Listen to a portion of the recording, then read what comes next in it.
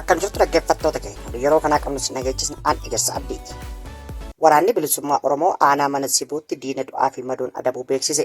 Waraanni bilisummaa Oromoo caamsaa 26 godina Lixa Wallaggaa aanaa mana Sibuu ganda BGT irraa diina maqaa sakattaa gara bakka adda addaa waldaa lalisaatti sochii goote irratti tarkaanfii laalessaa fudhachuun du'aa fi madoon adabee of duuba deebisuu beeksise. Tarkaanfii laalessaa kanaanis rifaatuu guddaa keessa kan seenan kashalabboonni maafiyaa mootummaa Bilxiginnaa humnoota dabalataa aanicha irraa waammachuun haaloo uummata nagaa irratti ba'anii nama tokko ajjeesuun tokko ammoo madeessuun ibsame. Murni lolee injifannoo argachuu hin dandeenye sodaa waraana bilisummaa Oromoo uummata nagaa irratti haaluu bahuu barte akkuma taasifte guyyaa kaleessaa nama nagaa tajaajila mana amantaa Gaana Yesuus ajjeesuun beekamee jira. Kana malees waraanni bilisummaa Oromoo zoonii bahaa Oromiyaa aanaa Ancar keessatti diina du'aa fi madoon adabuu beeksise. Abdii fi gaachanni saba bal'aa waraanni bilisummaa Oromoo zoonii bahaa Oromiyaa godina Lixa Harargee aanaa Ancar Araddaa Odaa Bultum ganda Jabaa jedhamu keessatti gaafa dilbata caamsaa 24/2026 loltoota faashistii Bilxiginnaa sakattaa waraana bilisummaa Oromoo jechuun bobbaate manneen jireenyaa uummata nagaa ibiddaan gubdee mancaasaa turte irratti tarkaanfii laalessaa fudhateen injifannoo boonsaa argatee jira. Tarkaanfii humna waraanaa PP weerara hawaasa nagaa irratti gaggeessite irratti fudhatame kanaan ajajaa dhibbaa kan raayyaa ittisaa PP tokko dabalatee loltoonni 12 du'aan yoo adabaman 9 ammoo madoo salphaa fi jabaan gaggeeffamteetti.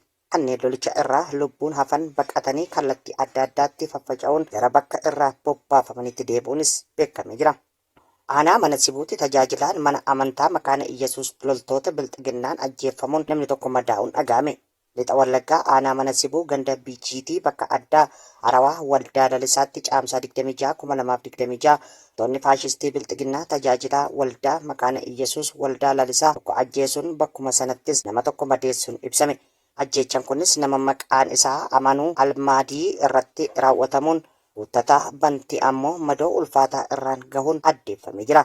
Loltoonni Bilxiginnaa sirna namtokkee tiksuu fi maqaa sochii waraana bilisummaa Oromoo duulanu filannoof oolu irratti danqaa uuma jedhuun torban kana keessa magaalaa Mandii irraa sochii gara gandichaatti taasisuun uummata irrattis miidhaa qaqqabsiisaa jiraachuun kan himamu oggaa ta'u guyyaa kanas tarkaanfii akka bakakkaa waraanni bilisummaa Oromoo irratti fudhachuun du'aa fi madoon adabee haaloo bahuufis miidhaa kana qaqqabsiisuun ibsamee jira. Akka onichaatti lukkuuleen Bilxiginnaa yaaddoo ulfaataa keessa jiraachuun humnoota waraanaa bakkeewwan biroo irraa gara aanichaatti dhoksaan galfachaa jiraachuus odeessi maddeen keenya qaqqabe ni mul'isa. Filannoo marsaa 7ffaa Itoophiyaatti gaggeeffamu walqabatee paartileen galmeeffamanii turan 48 keessaa 6 filannoo waliigalaa keessaa baafamuun gabaafame.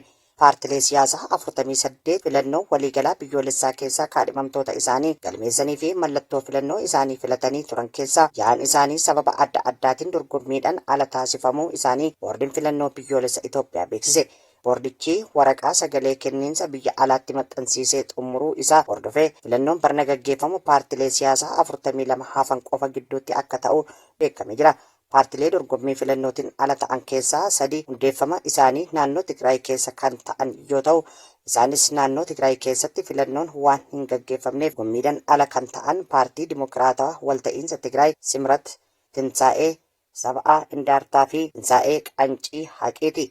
Paartileen 3 hafan immoo sababa qoqqoodamiinsa keessoo hooggantoota fi falmii mana murtiitiin kaadhimamtoonni isaanii kan haqaman paartiin Dimokiraatawaa Sooshaalistii Itoophiyaa sababa gabaasni odiitii baajjata boodatti hafeef galmeen isaa utoo hin milkaa'in kan hafe paartii Federaalistii Sidaamaa akkasumas haala sababa isaa sirriitti hin beeku jedheen dorgommii keessaa kan haqamee fi warricha kan komatu dhaabbata bilisummaa uummata Gambeellaa ta'uun isaanii beekamee jira. Dhaabbanni fayyaa addunyaa wal waraansi Dimokiraatik Riippaabilikaan Koongoo keessatti akka dhaabbatu gaafate. Ugaandaan sababa weerara Iboolaatiin daangaa ishee cufte.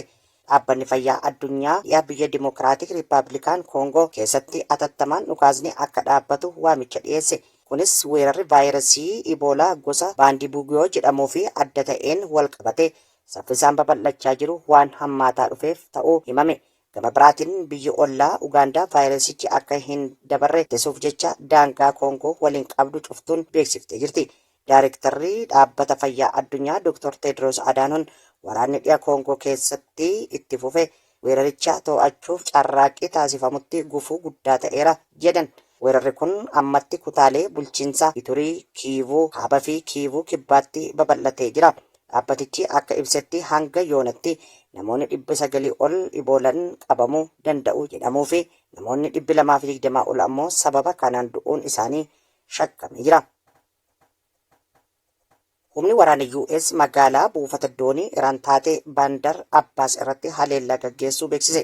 Ajajni giddugaleessaa USA buufata waraanaa irratti xiyyeeffachuun haleellaa gaggeessu ibsuun dirooniiwwan 4 Iraan irratti dhukaafaman erga rukutee booda dirooniin 5ffaan dhukaafamuuf yeroo jedhutti bakka dirooniin irraa dhukaafamu haleeluu beeksise. Miidiyaaleen Iraanis magaalaa Bandar Abbaas keessatti sagaleen dhoo'insa dhaga'amu gabaasan. Haleellaan kun guyyaa 3 keessatti si'a lammaffaa kan gaggeeffame yoo ta'u, yeroo mariin biyyoota lamaan gidduutti gaggeeffamu akkuma itti fufetti jiruttidha. USA haleellaa kan waliigaltee dhukaasa dhaabuu cabsuuf osoo hin taane of ittisuu qofaaf akka gaggeessitu ibsite. Iraan ammoo haleellaan akkana waliigaltee dhukaasa dhaabuu kan cabsedha jechuun himatti.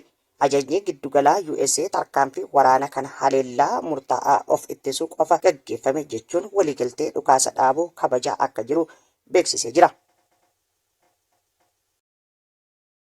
Egaan hordoftoota keenya oduu har'aaf qabnu asirratti raawwannee jirra. Qophiilee keenya biroo waliin turtii gaarii isiniin jenna.